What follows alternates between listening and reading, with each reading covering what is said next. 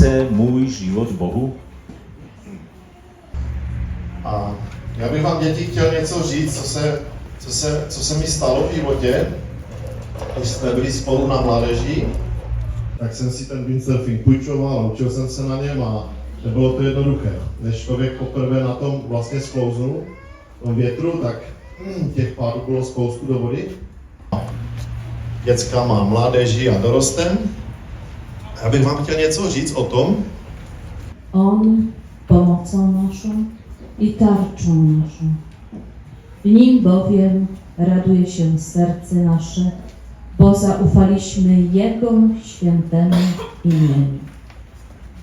Mariela es politóloga Já jsem právník, moje manželka je politoložka y ambos damos clases. a oba jsme učili na univerzitě.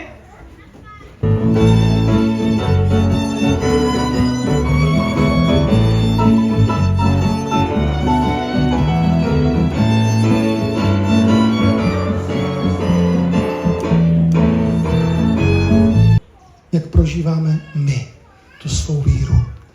Jako radost nebo jako břemeno. Jako systém zákazů a příkazů, anebo jako radost z toho, že jsme byli povoláni, že máme Boha, že k němu můžeme přijít, že ho můžeme oslovit, že on nás slyší.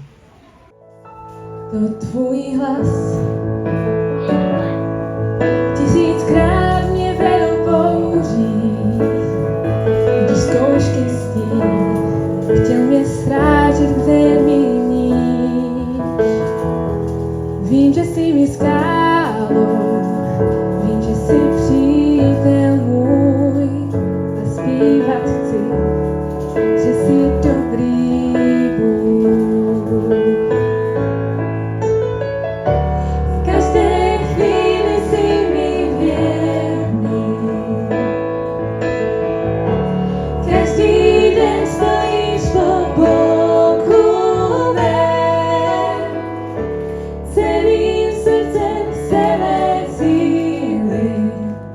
Zpívat chci o tvé lásce všem. Tvá láska mnou proniká, proniká mnou dál. Tvá láska mnou proniká, proniká mnou dál. Když tě poznat sní, co mám očem sní, položím nohám tvým.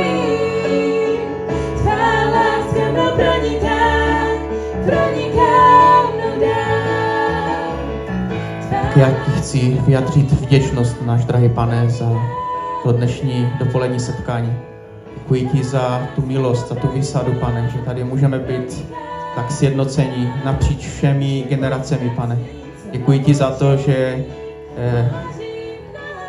každý, Pane, od těch nejmladších až po ty nejstarší je důležitý ve tvých očích. Každý má velkou cenu ve tvých očích, Pane.